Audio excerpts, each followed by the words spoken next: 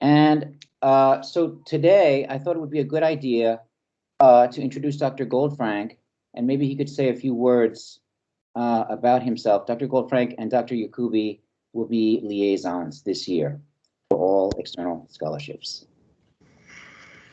Thanks, Matt. Nice to see you, Gabriela and Alexandro and Felipe. I don't know if I was on mute when I said that before. Was I? Yes? Not sure. Yeah. All right. It's good to see you all. I'm a professor in the School of Diplomacy, as the four of you know, and I can see there's a few others here who I don't know. So I've been a professor at Seton Hall for about 14 years now. My focus is on Latin American politics mostly. And I was a Fulbright scholar in Brazil in 1998, 1999, a long time ago. But I've written multiple letters of recommendation for many of your peers, and actually some of you as well. And I'm looking forward to helping make your applications as best as wonderful as they possibly can be. So thanks, Matt. Okay, great. So, when you're thinking about a Fulbright, one of the amazing things about the Fulbright is there are many different kinds. You have the basic two categories of ETA, English Teaching Assistant, or you have the Open Study Research. But in the category of Open Study Research, there are many different opportunities. And I thought maybe I could share the page here, put it in the chat. Okay. So, yeah, and then maybe I should just, sometimes this doesn't work. I should be able to share my screen.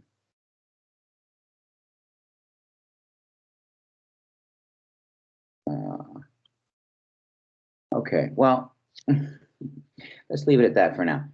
So I shared the page with you on the U.S. student program, okay? And on that page, you will see the two basic categories, the Open Study / Research Awards and the English Teaching Assistant Awards. Now, the vast majority in the past years of candidates from Seton Hall have applied for ETAs, right? So what happens when you do that is the application process is you're going to get two recommenders, right? And we can talk about lots of different aspects, advice regarding how to select recommenders, et cetera, in a minute. But so you're going to get your two recommenders.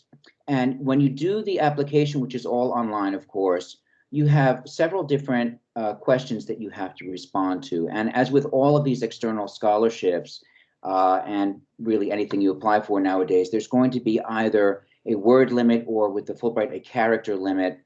So, one of the first things that I like to say to applicants is that you need to be concise and specific in all of your answers. So, when you're asked sort of an open-ended question, I think it's a natural tendency to want to respond with relatively general answers, right? So you may get a question, depending on the application, tell us about yourself. What kind of person are you? What motivates you? And you might say, well, I'm a very ethical person. I believe in X, Y, Z. But then, which is fine. But if you just stop there and you don't give proof, right, specificity, right, then its value is highly limited, right? So same thing here, except that what you're going to find is you have such limited space, right, that you have to think very carefully, A, about what you want to include, B, how to structure it, and then C, how to express it, right,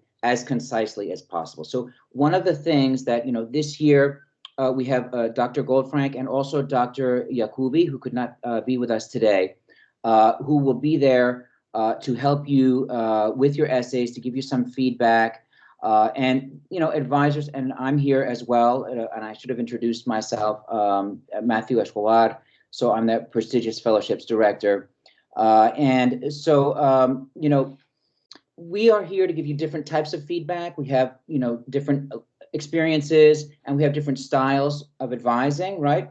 I tend to give very detailed feedback on the essays, And I encourage all applicants for all the scholarships to start as early as possible. The best applicants are people who are driven, okay? And what that means is people who don't give up.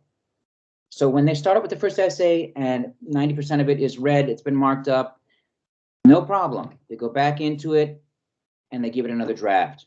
Then 80% is read, you go back into it, 50%, etc. Sometimes you can go through 4, 5, 6, 7 or more drafts, okay? And that's not a problem, okay? This is a very specific type of writing. The concision in particular is an interesting challenge. I think it's actually a really great writing exercise. It's also a really good intellectual exercise. And I think that it's useful for all of you, even if you might say to yourself, well, only 20% are selected, or depending on the scholarship, it might be as low as 5 or 4% or lower, right? Something like maybe, I don't know, the Rhodes, for example. You might say to yourself, well, why should I bother, right? And the answer to that is, you know, you're going to be applying for things for a while now, right? You're going to be applying for perhaps grad school. You're going to be applying for jobs, okay? And what happens in those processes is that you have to think through what you want to say, both about who you are, what you've studied, right? But also about what you would like to do, okay? And you have to think of the best ways of formulating those ideas. The best ways of formulating them tend to be the most impactful, right? The most concise and the most convincing. So it's hard to know without feedback, right? What's convincing, what's impactful, or what looks like over the top, what's exaggerated, right? So that's why you need readers, okay? So I always encourage people, you know, my own background is in literature, in cinema. I have done other studies in other areas, you know, in law and in political science, et cetera. But those are, you know, I am far from an expert in those areas.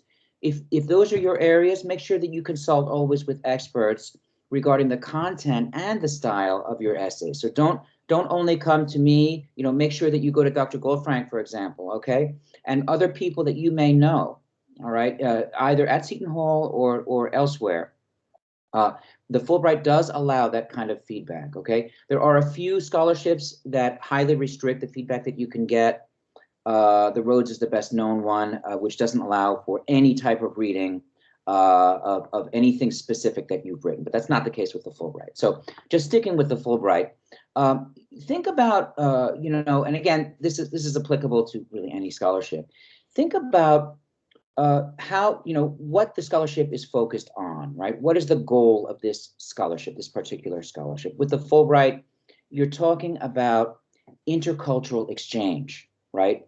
And when you think about what exchange is, you can also think about what it is not, right? So exchange is not, in our case, American citizens going abroad to help others, right? This is not about you sharing something because somebody needs something and you're helping them, right? So anything relating to that, and or anything that can read as such, as that sort of an attitude, can generate a negative response in any level of the evaluation that you are going to get, right? And the process works this way.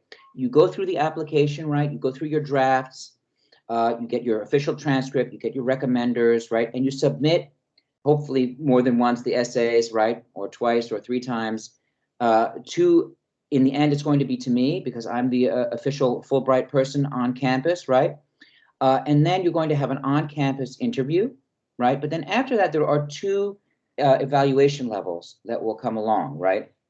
And that is the U.S. Committee, right, for the Fulbright, and then the committee in the country that you are applying to teach in, right? So you also have to think about political sensitivities, right? So you want to make sure to avoid looking like even if in your mind, you know, this could be, you know, a positive thing that you want to share something because you're helping. Anything, I would recommend avoiding any kind of language that could be interpreted that way. So exchange means that you're learning from the people that you are living amongst, right?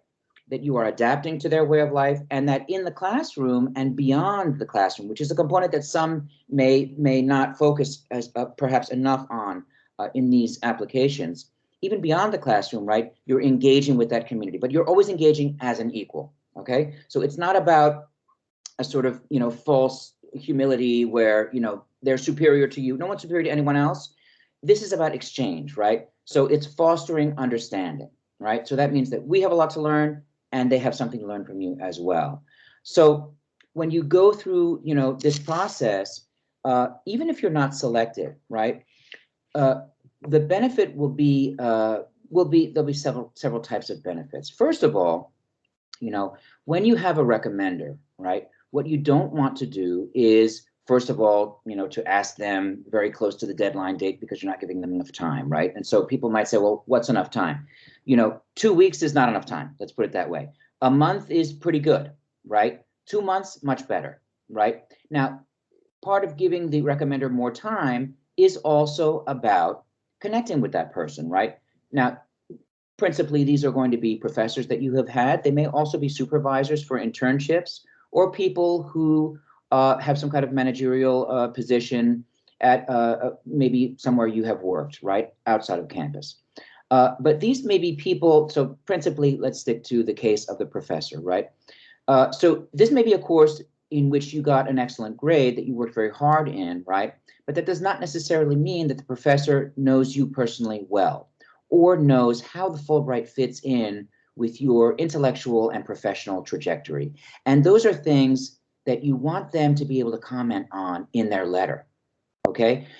Because if you get a letter, a typical letter might be, let's say, a couple paragraphs saying, this person is very smart, she got great grades in my class, etc., and then sincerely, right? That kind of letter is of relatively little value for the Fulbright evaluators, because since in the vast majority of the cases, there's no other interview beyond the on-campus interview, right, which is not conducted by the Fulbright people, but rather by Seton Hall, right? They won't have a chance to actually speak to you, to get to know you, right? So what they have is, paper. They've got your transcript, they've got your statements, and then those letters are supposed to give a sort of a window that will both reinforce what you've said and then hopefully maybe to add an anecdote, right, or to add something additional. So when you think about your recommenders, think about people, who have seen you excel. Think about people who have seen you make a particularly concerted effort at learning something new, doing something difficult and doing it well. And think about people with whom you feel that you have already connected or with whom you feel that you can connect, and then give them some time to do that. So either, if possible, in person, we're in the summer, so that's probably not possible. But over Teams, I find one-on-one meetings over Teams work extremely well. So I would recommend meeting with your recommenders at least twice, okay, at the minimum once, right? And then when you give them information about yourself, share with them, a similar amount of info that you're going to be putting on your application. Don't inundate them, but, you give them your CV, and then I would give them, a summary of that CV, right? The CV itself is a summary of what you've done, professionally and academically, but you could give them 2 or 3 points to highlight that you're particularly proud of and that you think reflect where you're headed and where you've been, right? And another thing to think about might be, perhaps you highlight 2 points that are the same with the 2 recommenders, and for other scholarships, you'll have 3 or 4 recommenders maybe, right? And for all of those, you've got those same 2 or 3 points, but then maybe you have one added point that you would do differently, right? You would add that to the list of recommender A and not have it on recommender B's list, right? Things that you would say, well, perhaps you could highlight this about me, right? Let's see, what else can I say about the Fulbright? If you do an ETA, you will be going abroad, right? And you'll be doing a 10-month program. And there are, dozens and dozens of countries and dozens and dozens of different situations that you might be going into. So it's hard to generalize, but you might be teaching at the university level. And if you do that, you may literally be an assistant. So there may be a professor in the room whom you are assisting, or you may be all alone, and you may be in a high school. And in some cases, it even includes grammar school, right? So, and the other thing to think about is when you're looking at the programs, right, you can only apply to one program. So that's an important thing to know, right? Some people may have more than one interest. They may want to increase their chances. Let's apply for 2 or 3. It's not possible, right? So you want to pick a program, first of all, that fits in with your personal interests and also fits in with your professional goals, right? So not all of you, but many of you are in diplomacy, right? You're concentrating on specific areas in the world, and you may have plans, as an example, maybe to work in or on North Africa, or perhaps it's Western Europe or Eastern Europe, or perhaps it's East Asia, right? So it would make sense to pick a country from that region, and then think about whether or not it matters to you, right, that the program is exclusively in an urban area or exclusively in a rural area, in a small town, etc. Okay, there are differing levels of information about these programs, but they do tend to include some information about where you're going. Okay, and then take into account on your application, especially if the program is going to take you outside a major city, right?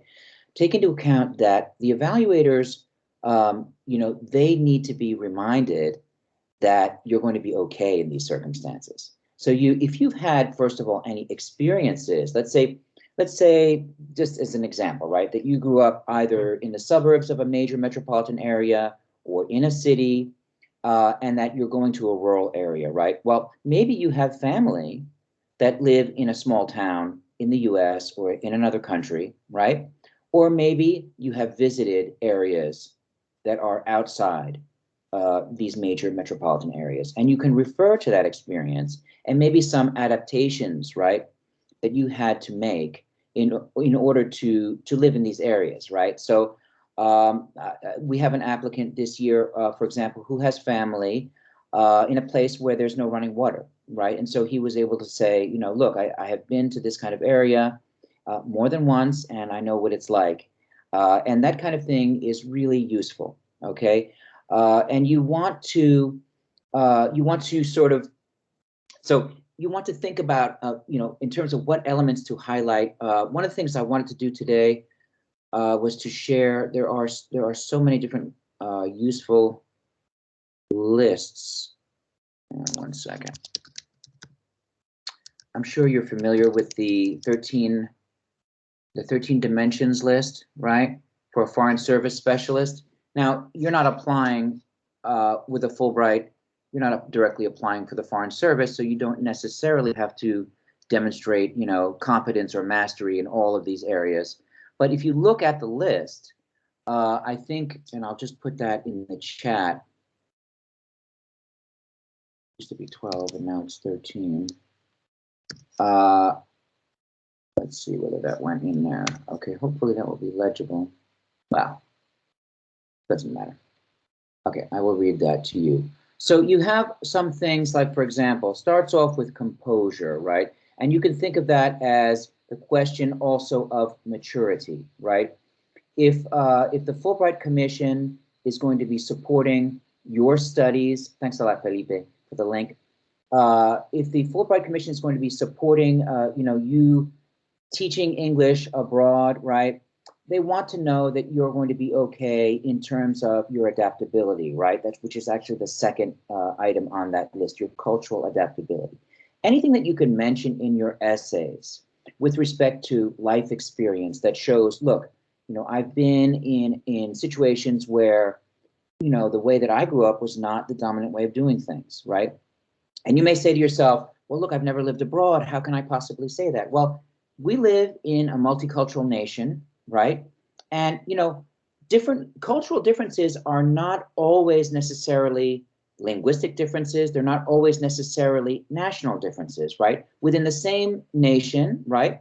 And within the same language, we have different cultures. So I can say, for example, that I have family who has, for example, radically different political ideas than the ones that I hold, and they live in a very different way. And I've spent considerable time with them, right? And there are also, I could use that as an example if I were an applicant. Okay, you can talk about even maybe at work. Maybe there's somewhere where you work that has a certain work culture, right? That was very different from what you're used to, right? Sometimes, better examples, if you have them, would relate to perhaps religious differences, ethnic differences, right? Other cultural differences with people whom you may know inside the US, or with experiences, of course, if you have had them outside of the US. And think about, awkward situations that you had, or problems or difficulties that you had to overcome, the strategies that you used. Okay, again, all of this has to be stated very concisely, but just think about how to prove what you say, right? So if you're going to say, I'm adaptable, I'm flexible, right? And I know what it means, not to be in the dominant group, right? Think about how you can prove that, okay? Here are some of the other elements. Experience and motivation. So what I would highlight from that for the Fulbright and all the other applications is, above all, motivation, okay? With respect to experience, if you have internship experience that's related to the field. Now, so for the Fulbright ETA, for example, that experience would be in teaching English, right? So some of the programs focus more than others on the need for English language teaching experience, right? And again, you'll have to go to the program page to see what their requirements are, okay?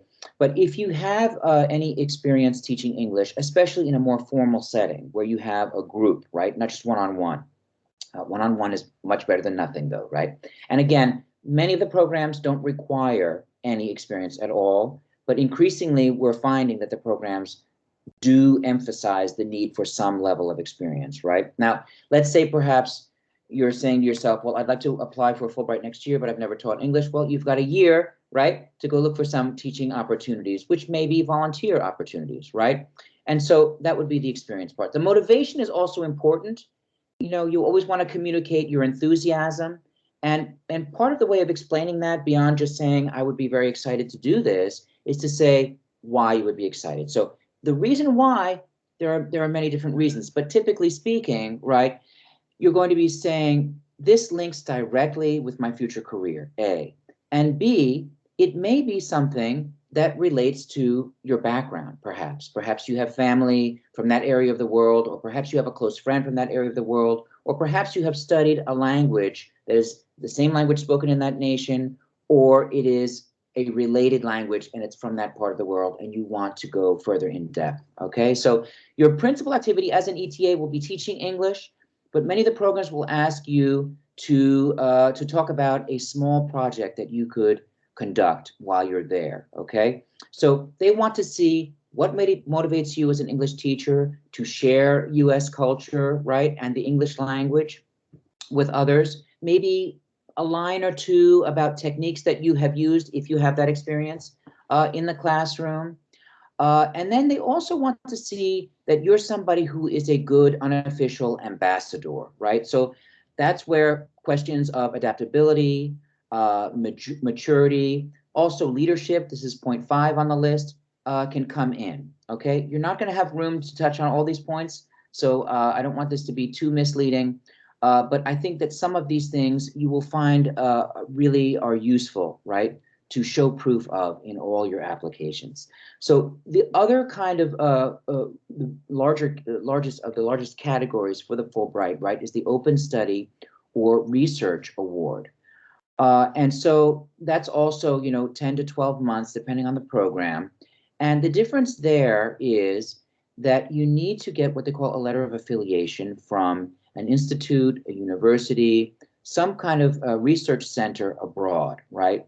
So before you can do that, you need to be sure that you have formulated a research project that is advanced enough and specific enough that you could interest someone in the country that you wish to study in working with you on that project.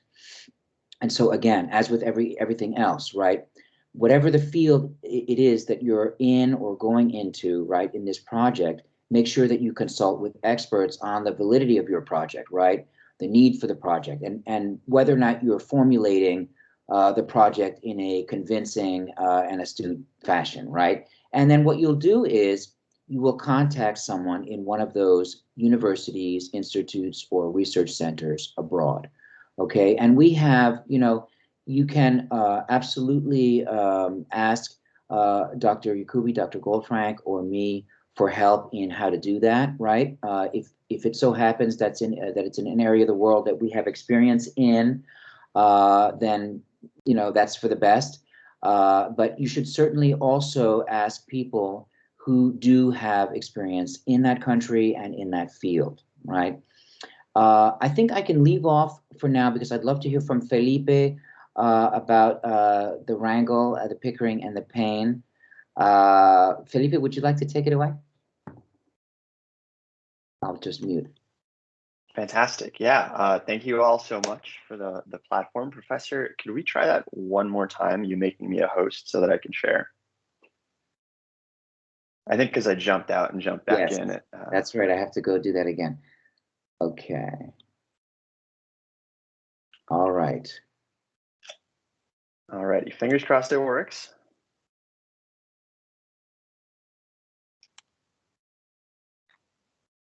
Okay. Can everyone see and hear me? Okay, fantastic.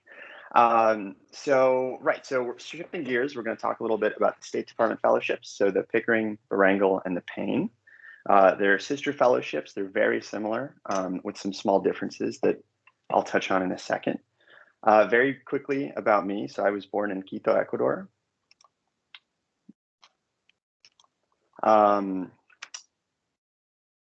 I grew up between there and Florida. I graduated from 2019 from the School of Diplomacy with a Bachelor of Science in International Relations and a Bachelor of Arts in Economics. The year after graduating, I worked for Doctors Without Borders in New York.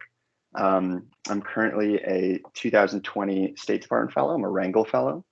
And I go to Harvard University. I'm at the Kennedy School of Government. I'm in the class of 2022. Upon graduating, I'll join the Foreign Service. And so, all right, we just jumped through everything. All right, so a quick rundown of the agenda. I'm going to go over the fellowships. I'm going to go over what the Foreign Service is and why it's important to the fellowship program. Then I'm going to go over some tips for writing the applications and the essays. And then we'll have some time for questions at the end. So Professor Escobar made a really great point earlier about, thinking of your applications in the context of, the goal, right? So for the Fulbright, it's very much about cultural exchange. It's very much about, sharing U.S. culture with the host country, bringing back some of the host country culture to the U.S. The Pickering, Wrangle, and Payne are not about that at all. So fundamentally, they are about foreign service careers with the State Department. So you have to think of this, if you're applying to these fellowships, which I highly recommend you do, as you taking the Foreign Service exam, you applying to USAID. Because at the end of your 2 years of graduate school, that's what you'll be doing. And so you always have to think about this in the context of serving as a diplomat. So the fellowships provide upwards of $96,000 in benefits for grad school and for internships. Now, it's actually more than $96,000 because the school that you decide to go to will oftentimes give you a lot of financial aid, which pushes that number over. Now, the programs tend to The programs were created to invite more diversity into the State Department. Historically, the joke is that the State Department has been male, pale, and Yale. So a bunch of white Northeastern men have, carried U.S. foreign policy forward. And so the program would really, really, invite change and create a foreign service that looks like America. And so that's also a really important component of your application. Right. It's saying how your unique background, the context that you grew up in, the language that you speak at home would enrich the Foreign Service.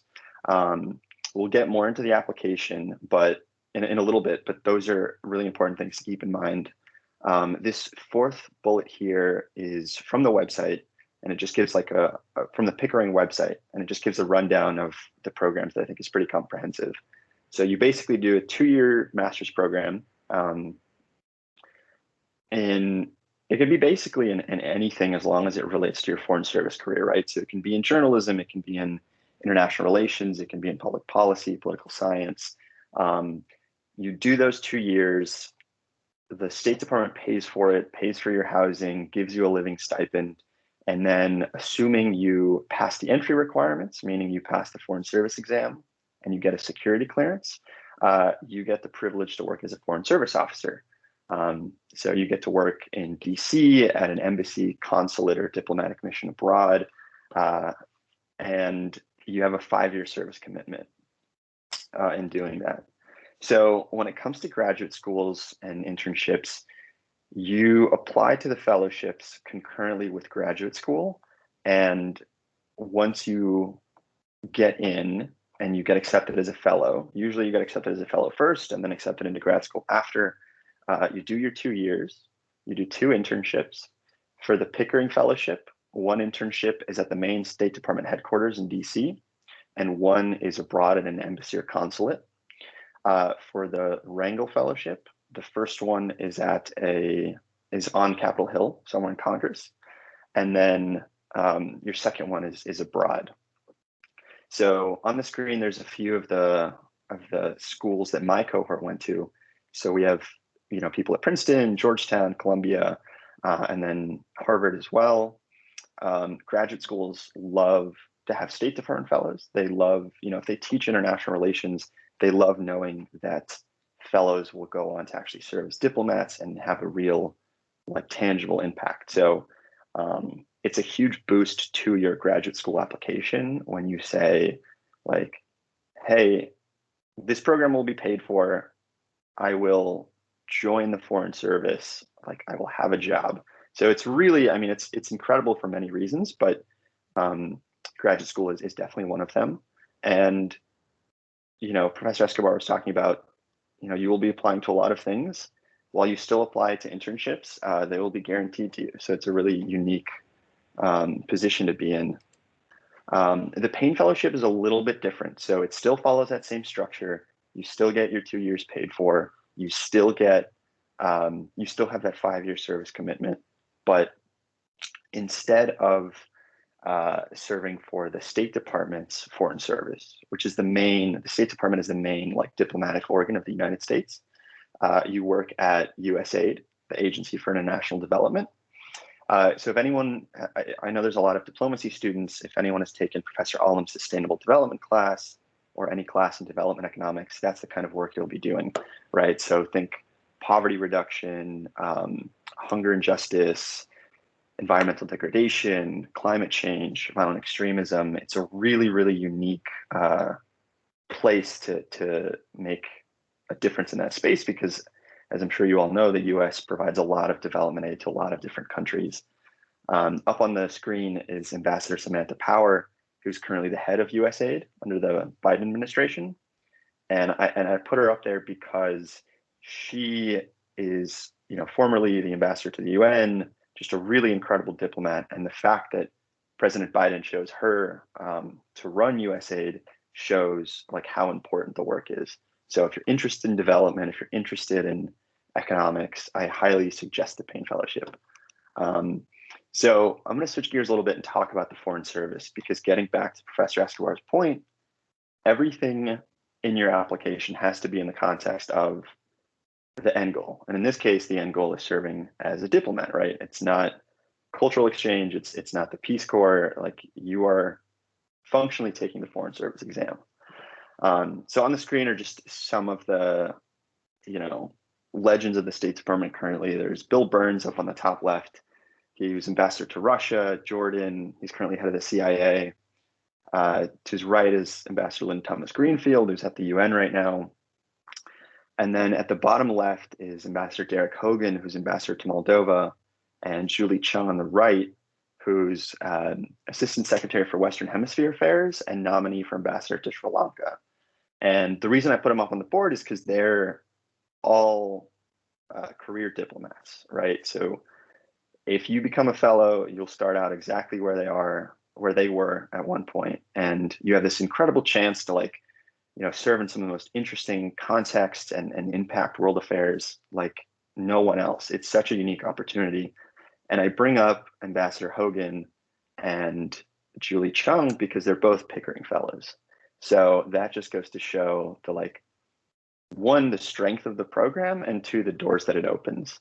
So that, begs the question, what is the Foreign Service? What exactly are you doing? It's a really, really broad career. You can quite literally go anywhere, do anything, learn any language. But basically, it runs along 5 different tracks, right? Management officers help run embassy operations, right? So they make sure diplomats have everything that they need. They make sure that housing is figured out. They make sure that the embassy is safe and secure. When the president of the US comes to visit, management officers are the ones running logistics. It's a really exciting opportunity. Consular officers are the front lines of American diplomacy, right? So they're the ones that are approving visas. They're the ones that are conducting investigations on people who wish to immigrate to the US. If you're in Greece and you get drunk and you get thrown in prison, consular officers are the ones that are going to get you out of prison, get you back to the US. It's a pretty extreme example, but they are the touch point between you and your government when you're abroad. Economic and political officers are often referred to as reporting posts. So basically, you start out in the early years reporting on the economic and political context of a country, and then as you move up in ranks, you're negotiating millions of dollars worth of arms sales with foreign countries. You're working on human rights in name a country. You're doing what is more traditionally thought of as diplomacy, right? The face-to-face negotiations. Public diplomacy, everyone calls it the fun career track because you get to go on TV in a host country. You are the face of America in that host country, right? You're the go-to person whenever something local happens and they want the US perspective, you're the point person. Also, fun fact, they're the ones that approve the Fulbright applications. So if you ever meet a public diplomacy officer, be very nice to them. You, as a foreign service officer, get to work in over 163 embassies, 93 consulates. It's the most broad job you could ever think of, but it's incredibly rewarding. It's incredibly fun. And so that's a lot of information because it's a big job. So when you're thinking about applying, everything in the application process goes back to the 13 dimensions that Professor Escobar mentioned. When someone is reading your application, they basically have a checklist of the dimensions, and they're seeing how well you embody them, how your experiences align with those dimensions. So here they are on the screen. Professor Escobar talked about a few of them. And just kind of to put it into context, right? So when I wrote my application, and we'll get more into the specifics of the application in a second, but it's really important to note that everything from how your recommenders write their recommendation letters, from your essay, later on, if you become a finalist, you get flown out to DC to interview. It's a whole day interview. Every single interaction is going to be gauging, okay, how much does this person embody these dimensions? So just to give an example, when I wrote my essay, I talked about cultural adaptability, composure, and information integration and analysis. Now, please don't think that those are the ones you need to write about. Those just happen to be what my previous experience aligned best with. But you can, and you should, write about whatever you can talk about the most. So in terms of cultural adaptability, I talked about moving to the US from Ecuador and kind of growing up between two countries. Professor Escobar gave some really great advice, which is, let's say you've never left the United States and you want to apply for these fellowships. That's totally okay. You can have international experiences, multicultural experiences, multi-ethnic experiences here in the US. And you can talk about what that's like in a way that highlights these dimensions. So that's something that I found to be very, very useful. In terms of composure, I talked about a previous internship where I had to interact with members of the FARC in Colombia.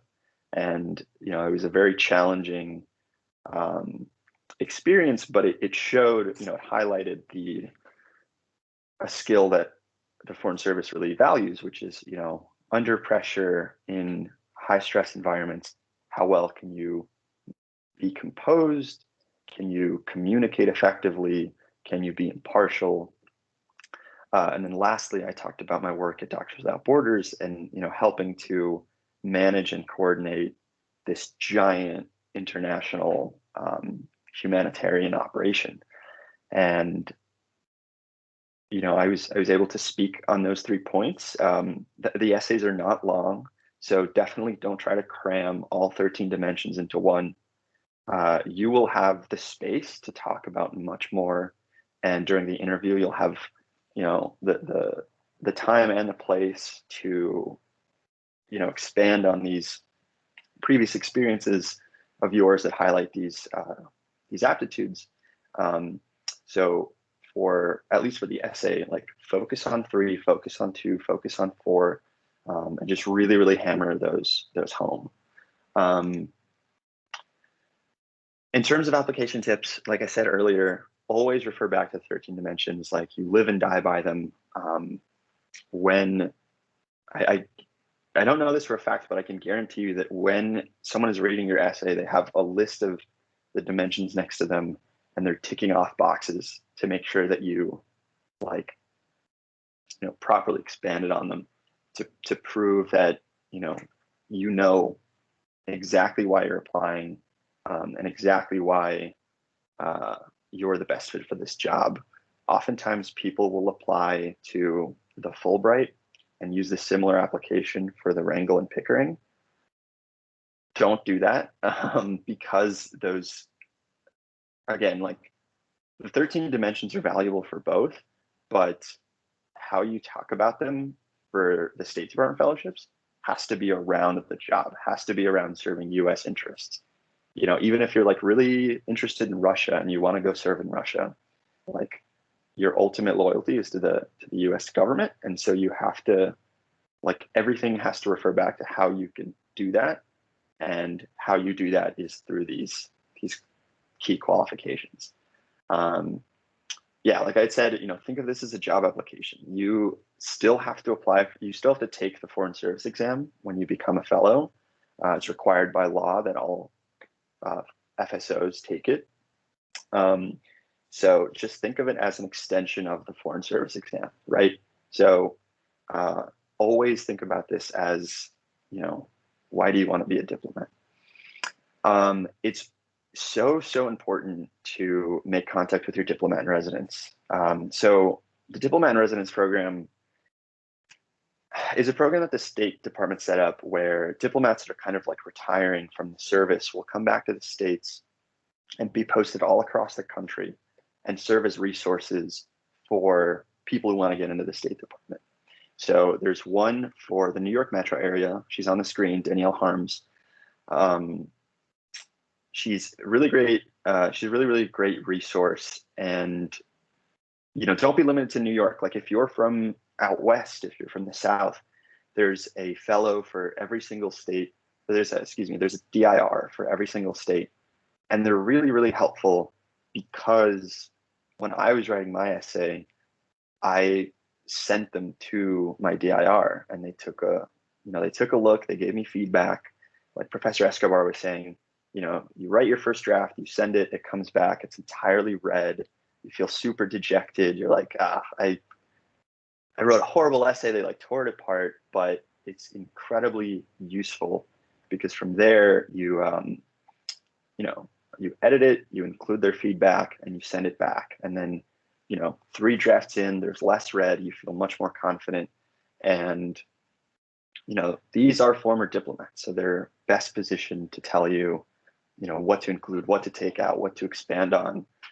I can't promise you that they'll all, want to, give you really, specific feedback. It really varies by the DIR, and it varies by how much they have on their plate. That's why, to Professor Escobar's point, apply early, build a connection with them, because they're invaluable on every step of the way.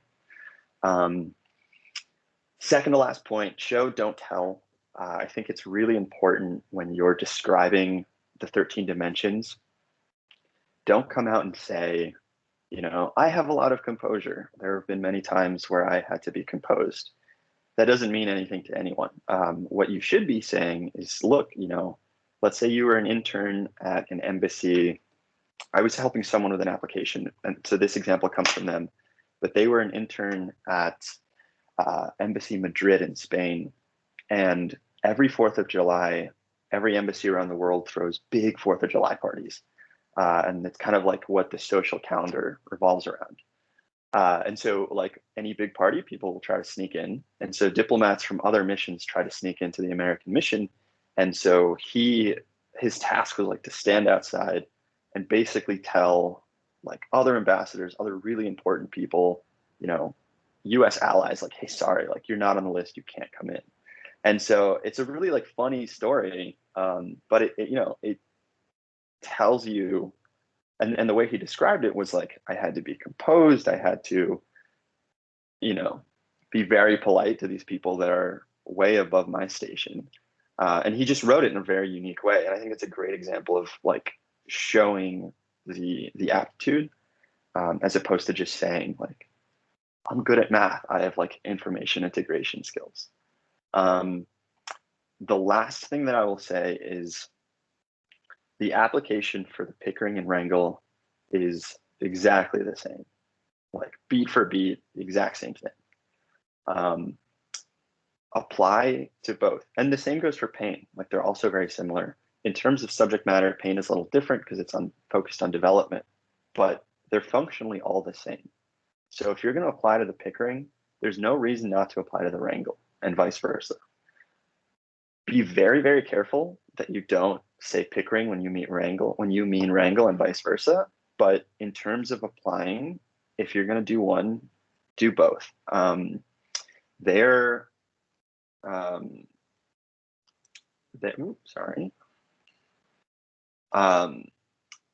I have more information on it in the next page, so we'll just go over there. But basically, there's 45 slots for Pickering and Wrangell fellows.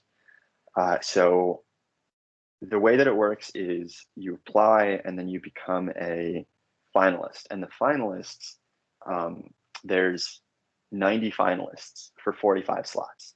So you have a 50-50 chance if you just apply to the Pickering to become a Pickering fellow, assuming you become a finalist. But if you're a finalist for both, right, your chances of getting in like shoot way up. So there's no reason not to apply to both.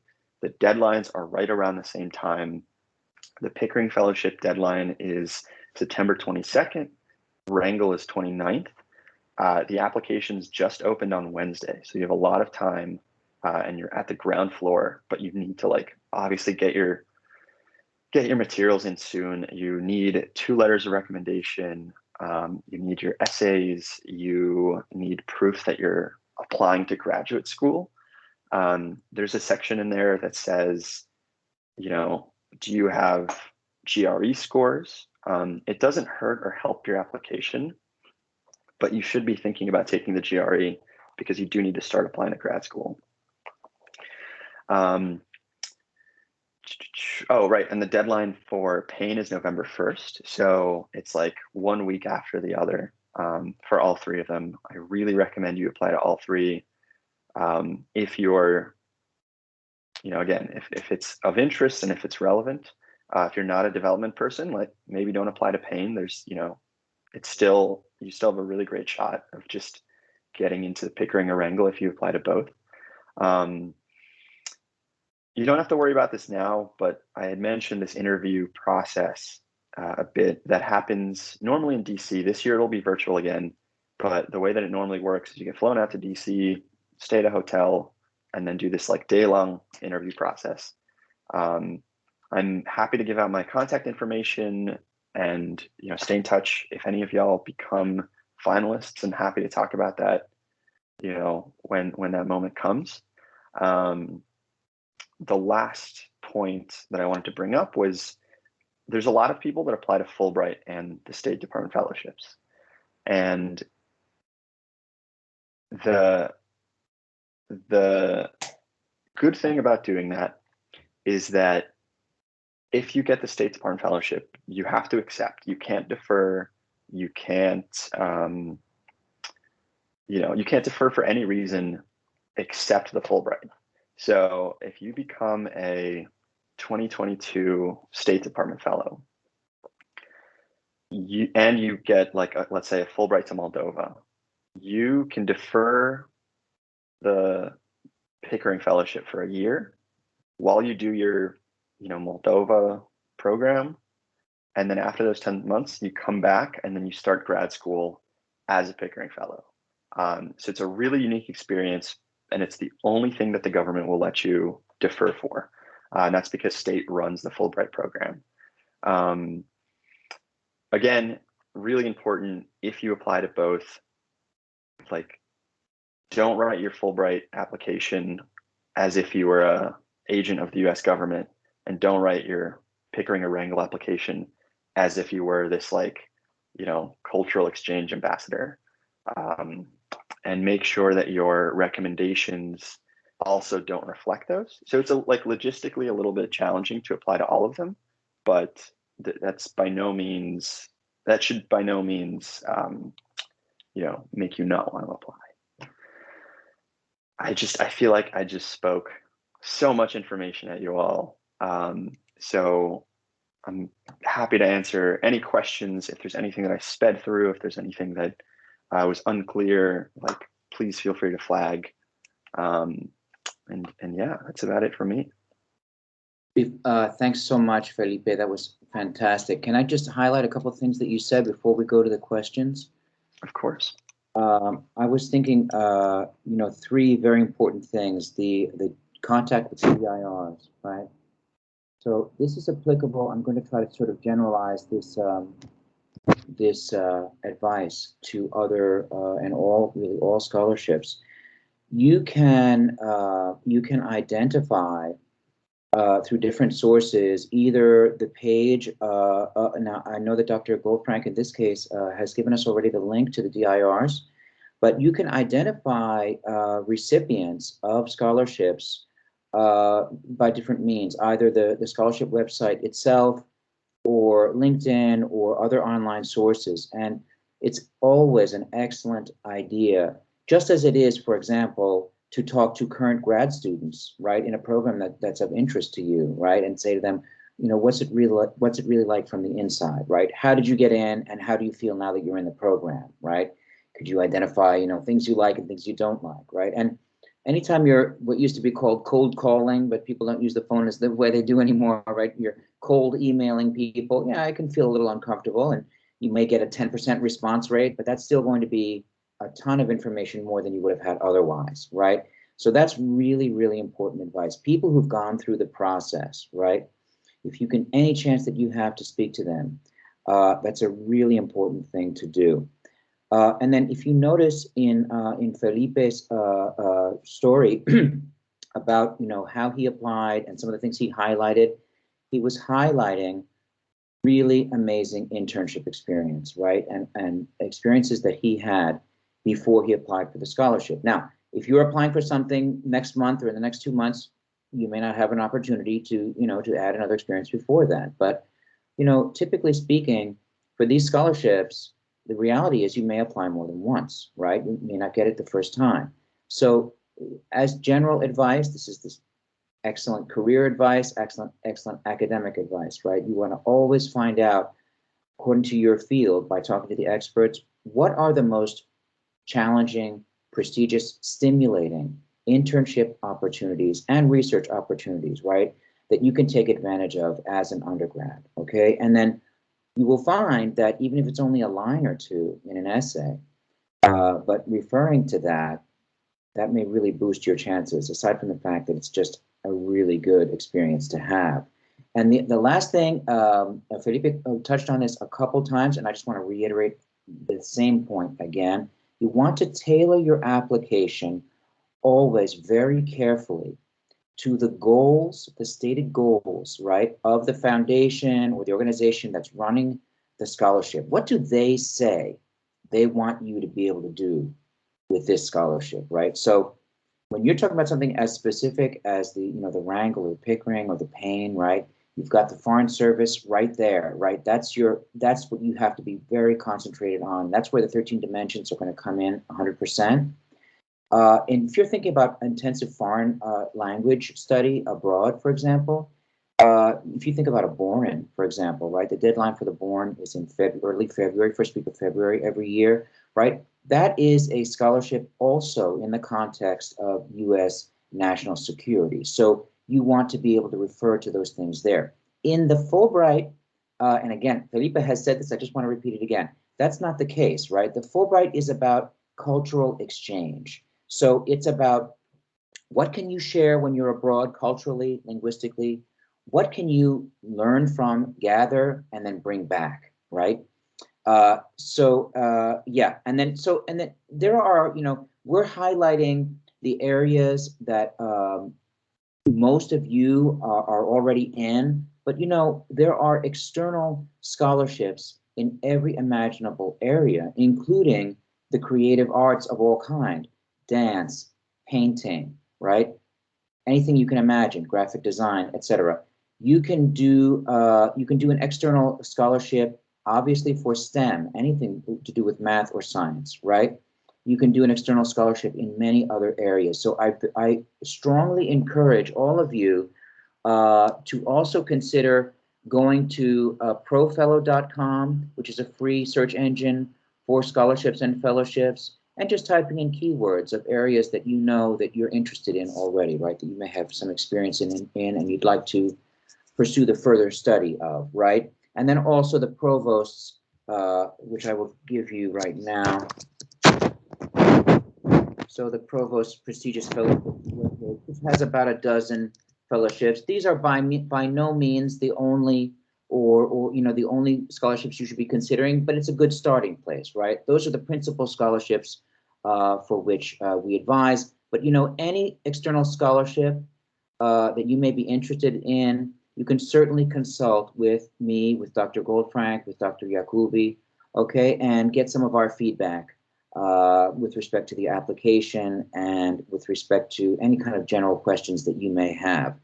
Okay, so just wanted to highlight that about tailoring it to what the people who are running the scholarship, what they say it's all about. If you keep that, as your principal focus, and then also remember, as Felipe said, you try to let your recommenders know. If you're using the same recommender for two different scholarships, ask them politely if they could please slightly change the letter, right, for each scholarship, right?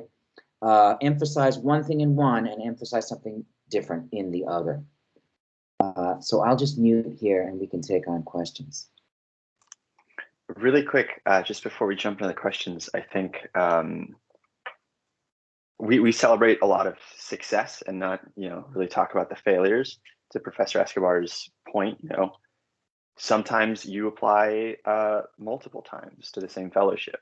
There's a joke at the State Department that goes, what do you call a foreign service officer that failed the foreign service exam 6 times and then got it out the 7th time? You call them a foreign service officer, it doesn't matter. Like, once you get in, you're in, and the times you fail kind of teach you really valuable lessons. And it's just from my own personal life, like I was a finalist for the Pickering and the Wrangell last year. The Pickering interview was first, like it will be this year.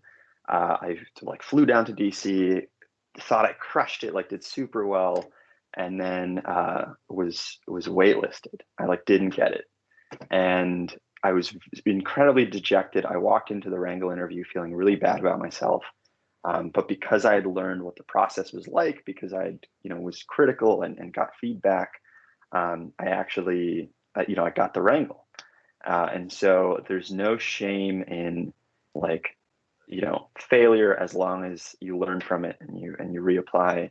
When I applied to Harvard, I didn't think I would get in. I applied with 4 hours left on the deadline, and I got waitlisted as well. And I was feeling really dejected. And 2 months later, I got the notification that I had gotten in. But that's all to say, you learn so much more from your failure, I feel, than from your successes. So keep at it and keep applying. Yeah.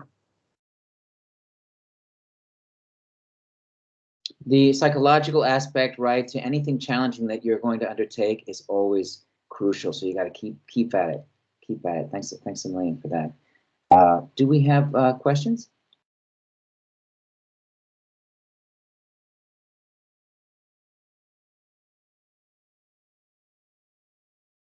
Julia, go ahead. This has been super helpful. First of all, I just want to say thank you. So I know you recommended that you apply to all three, you know, the Wrangle, the Pickering, the Payne. How much should you be differing your applications between those three? Like, I assume you don't want to just copy and paste your responses over. So I'm curious how much they should differ. Yeah, for the Pickering and Wrangle, literally Command F and change Pickering and Wrangle. Like they are the exact same thing. You can submit the exact same responses. If you best, I heard they crack down very like stringently on if you call one the other. So like just make sure that you change the names. But yeah, for Pickering and Wrangle, like literally submit the same thing. They use the same portal. Like it's so similar. Payne is different, and Payne, the structure of the application is the same. So it's tempting to just copy and paste. But yeah, your essay really needs to be about, you know, why development, why USAID. There's a lot of, you know, carryover, right? So if you're a foreign service officer for USAID, like you're going to be working out of State Department embassies. You're going to be working on State Department teams. So there's a temptation to like make them look very similar, but you need to really hammer home like what aspect of development you wanna work on and why USAID, why not state? Because as an economic officer at state, like you could work on microfinancing Nigeria, like there are those opportunities. So why USAID? And to that point, USAID doesn't have a diplomat in residence program, but they have that is to say they don't have a comprehensive diplomat in residence program like state where they have one in like every country or every state. But they do have, I'm gonna pull it up. They do have a development diplomat in residence program. And I think it's just the one. Oh, they have two. Okay, perfect. So yeah, so there's two diplomats that you can reach out to. I'm putting the link to that here, and they can give you more insight into the nuances between state and USAID. Thank you. Nezar? Yep. First, would just like to say thanks to you, Dr. Escobar, to Dr. Goldfrank, and Felipe and Julia for that question. Felipe, I had a question about how you said towards the end of the slides how to, don't write like an expert. Don't act like you're, I think you said something like that. Don't act like you're already, all the way there. I was just sort of wondering what you meant by that.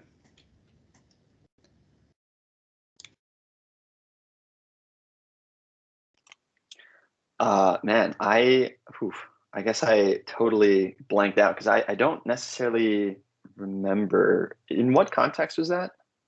I just know it was towards the end. I had in my notes, I wrote, don't write like an expert. I think you were saying something along the lines of don't act like you're already all there, I believe, is what I gathered from it. Okay. Man, I wish sorry, that's on me. I wish I remember what I'd said. I guess like I may have misinterpreted it too, but I think Felipe. I think what Felipe was saying, if I'm not misinterpreting, was that you want to, rather than just declaring that you know something, to show, so to to prove it. That's what I heard. I'm not sure if that's what you're referring to. Yeah, I think that's a great example, and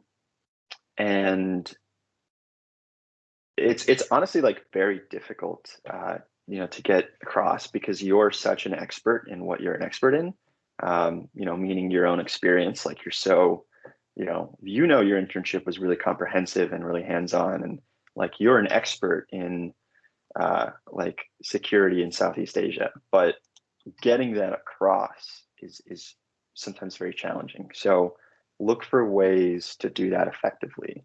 I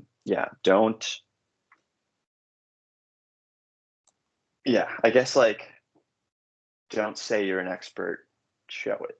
Maybe that's a better way to phrase it. Thank you. Right. So I think it's not necessarily about being an expert yet, right? But it's about having competencies, right? You have some experience with this, and here's what I did. Here's how I reacted. And I also think that one of the things that I've called, just from listening to Felipe, which is so important, is, precisely, you're not yet experts, right? So you could, in the stories that you tell, which aren't necessarily extended stories, right? It could be 2-3 lines, but really, they could be stories about adversity, right? They could be stories, maybe you didn't master the situation 100%. It's not necessarily about flying colors, right? It's about, here was the difficulty that presented itself, which relates to the field I want to go into. Here was my strategy, and here's what I learned from it, right? This worked, maybe this part didn't, and I learned something from it. So, because they also want to know, not that you're someone, who always amazes everyone, but rather that you're someone who recognizes, all right, I'm not ready for this one thing yet 100%, but you know what? I learned from it. Next time that thing comes at me, I'll be able to deal with it even better, right? So someone who learns from adversity or from any kind of obstacle, right? So the stories don't necessarily have to be triumphant. They have to show the resourcefulness, the maturity, the composure, the analytical ability, right? When you're telling, some of these scholarships, I'm thinking of the Schwartzman, which is highly focused on leadership, but all of them have, an interest in seeing that initiative in the candidate and that ability, that capacity for leadership, right? Part of which is to say, you recognize that something is a problem, and you're capable of taking that problem apart and putting it into smaller pieces and saying, okay, this problem is really 2 problems or 3. Here's how I'm going at number 1. Here's how I'm going at 2. Here's how I'm going at 3. And part of the solution might be, another element from the 13 dimensions, working with others and saying, okay, I know someone who's really good at solving problems like problem 2. Let's get this person on board and then work with them. So again, depending on the scholarship, you may not have time to go into detail on these things, right? On some of them you will, on some of them you will not. But the point is recognizing situations that are difficult, recognizing what is difficult about them, analytically taking them apart, and then experience in attacking that problem and learning from that. I think if you can do any of that, that's going to show the kind of strength that really across the board, all the scholarships, in particular the foreign service oriented ones, but all of them will appreciate. Thanks a million for that, for the question and the answer. Acacia?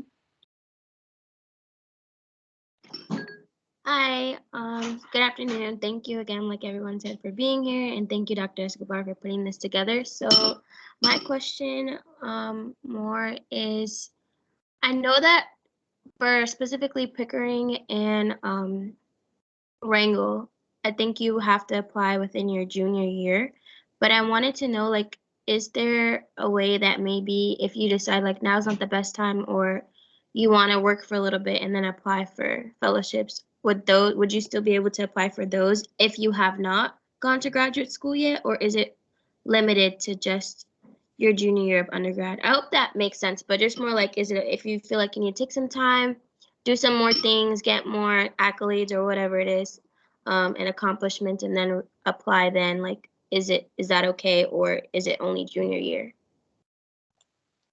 Yeah, absolutely. That's a great question. So the application process is structured so that if you apply like this fall, right? So fall of 2021, you would enter the next fall, so 2022. And so for that, you'd apply at the earliest as a senior in undergrad, but you can apply, to my knowledge, there's no upper age limit. So you can go, you can have a career if you want somewhere else. You can get, all the experience that you think is relevant and valuable. Like we've had people that go and do the Peace Corps for 2 years, come back, apply, We have people apply in their mid to late 20s. It's rare, but this year there was a Pickering who like went to undergrad, graduated, went to law school, was a practicing lawyer, and then decided, you know what, I'm really interested in the Foreign Service, and then applied to the fellowship. So he's in his like 30s. I think he might be even married or engaged. We have an Air Force captain in the Wrangell program who's like married and in his late 20s. So yeah, definitely don't feel constrained. There's no time crunch. And it's, you know, it's a big commitment, right? It's a 7-year commitment. So if there's like parts of life that you want to explore beforehand, don't feel the pressure to apply, you know, even during college. Like you have more than enough time. Thank you. Right. Right, and so that's the case for the Fulbright as well, right? So you're typically going to apply as a senior, but you can also apply after graduation, right? And we are here to advise you after your graduation as well. Thank you. That was like a follow-up question. Like if you wait, do the resources go away? But all right, thank you.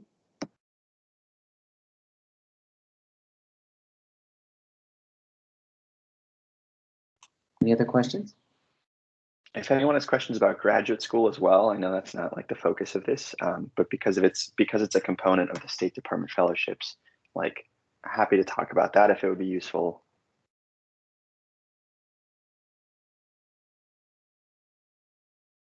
Go ahead, Anya. Hi, I have a question about one of the Fulbright essays. It's the one that's talking about what you want to do in your future, and if you were lucky enough to get it, what do you plan on doing when you come back? And I want to know, how far into the future should you be talking? Should you be talking up until grad school, or just should you be talking very generally about the dream field that you want to enter, or like how specific should you get? Yes, so excellent question. For that question, you want to be able, first of all, again, just to repeat, specificity is incredibly important. So when you talk about grad school, don't simply say, I plan on going to grad school someday, or I plan on going to grad school, or I plan on going to grad school right away. Which program, which university, for what reason, right? And then what is the job that you plan on, that ideally you would like to have? Now, again, you know, you're 19, you're 20, you're 21, you're not really sure where life will take you. That's totally normal. But in these applications, right, you know, you can argue it's somewhat fictional in some cases. In many cases, many of you already know, right? You're quite determined, you're on that path, fantastic. But if you're sort of headed somewhere, but you think, maybe, who knows, one day it'll change, that's okay. But on your application, right, you want to always be very clear. I am headed in a direction, right? And this is where I'm going to end up. And you want to sound determined, informed, you know, respectful, etc. But, you know, you're on this path. So in that section, you will be saying, I plan to apply to X program, Y program at a university, right? And then you're going to say, this is the job where I will end up, right? This is what I plan on doing with my life. And this is how the Fulbright fits in. Thank you so much. And that helped me a lot. sure, sure. And I think that in general, that this is, you know, applicable advice, right, for everything that you are doing. And let me give you something let me just talk about something that I sort of haven't mentioned. I was thinking today, you know, on some of the points to mention, I was thinking maybe I should do sort of a list of do's and don'ts, you know. Many of the don'ts are too obvious to mention, but one thing that you don't want to do is it's a little bit like taking an exam. You know, when let's say you're taking an exam about the history of X nation, right? And you happen to be super enthusiastic about this. This is something you've done a lot of, you know, reading on your own about. But the question focuses on the early 20th century, right? And most of your readings on the 19th, and you did the reading for the course as well, but so enthusiastic, you decided to talk about only the 19th century. Well, you gave a brilliant answer, which is irrelevant to the question, and you got a 0 on that part of the test, right? So same thing on the application. Many of you are you know, highly accomplished, and super interesting on more than one topic, right? Which is great. But if it's not exactly what they're asking you, be careful about including it, okay? If it is very relevant, and they didn't ask, but it's very relevant, you can include it. And then your readers will also opine as to whether they feel it's a strong, whether they're convinced that it needs to be included. But so think about that. Again, specificity is keeping to the exact question being asked, and then in your answer, tell them exactly what your plans are. Mention programs by name. Mention jobs specifically as possible by name, right? And part of the reason for that is it gives all readers of your application a very clear sense of the clarity that you as a candidate have with respect to where you're headed, right? If you can lay it out, that means you've thought about it, okay? And then the other thing is, I should just mention, for the Fulbright, the interviews will be over Teams, and they will be about 25 minutes, right? And so you'll have a panel of 5 or 6 professors from Seton Hall, and we will ask you the kind of questions you might imagine, right? Why did you pick this program? Why did you pick this country, right? How does this fit in with your career plans? And you may say, well, I already answered this on the application. Yes, but we want to see, right, on the fly how you explain it. And then you may get questions where, the people on the panel will have read your application. They may find something that they have just sort of a curiosity question about, or something that's surprising or unexpected, or they may think that they found maybe a logical flaw or a contradiction, and they may say, can you explain this? And then you explain it. So, but the nice thing is you have an opportunity to make corrections on the application, okay, before it is finally submitted on the Fulbright, okay? So, 2 things. The Fulbright interview is to help you, but everything you say does count and will go into our evaluation. So it's a friendly conversation, but it's a friendly conversation that's still a kind of test, right? So you still need to perform, and you want to make sure that you've read up about current events, about the country that you're applying to teach in, right? That you know something of the major events in their history. You don't have to be an expert, and you should most certainly not pretend to be an expert if you're not. You're absolutely not expected to be so. In fact, the Fulbright is meant to be an opportunity for you to discover a new culture, a culture that is new to you, okay? And that's why applicants, for example, who have spent a considerable amount of time living in the country very recently, right, they are at a clear disadvantage. The Fulbright people do not want that. So any other questions? Oh, really quickly, I totally agree with that point that Professor Escobar made when it comes to showing schools that like you have this plan and that you are committed to following through with it. For the Pickering and Wrangle, it can be one sentence, but at the very bottom of your essay, you should say, I'm applying to this school, to this program, because I think it'll help the aforementioned goals and the career trajectory I've kind of carved out for myself. To put into perspective, the school that I said I was going to apply to, I never ended up applying to, but it just helps to show them like, okay, this person is serious about, their goals and objectives, and they have a roadmap to get there. Exactly. It doesn't really necessarily matter because everybody knows the reality is that plans can change. But the point is to show that you've thought it through.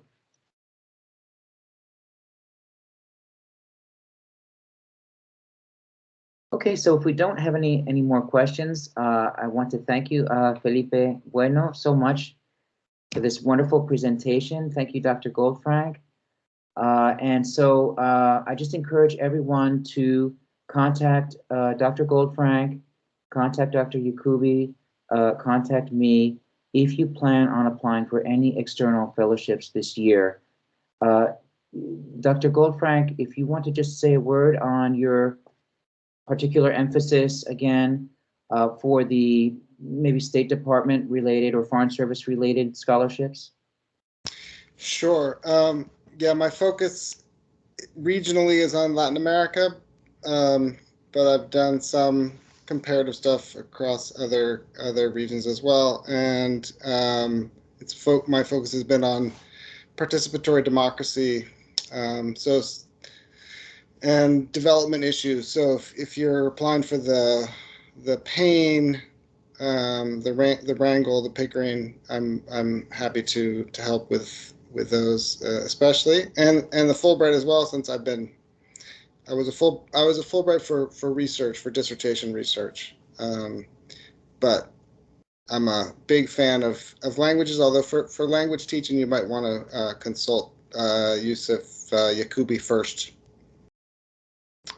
if you're interested in that. Thank you very much to everyone. All right, I guess we can leave off here. Have a great day. Thanks, looking forward to seeing you all. Thanks, everyone. Thank you. Thank Bye. you, everyone. Thank you. Thank you. Thanks.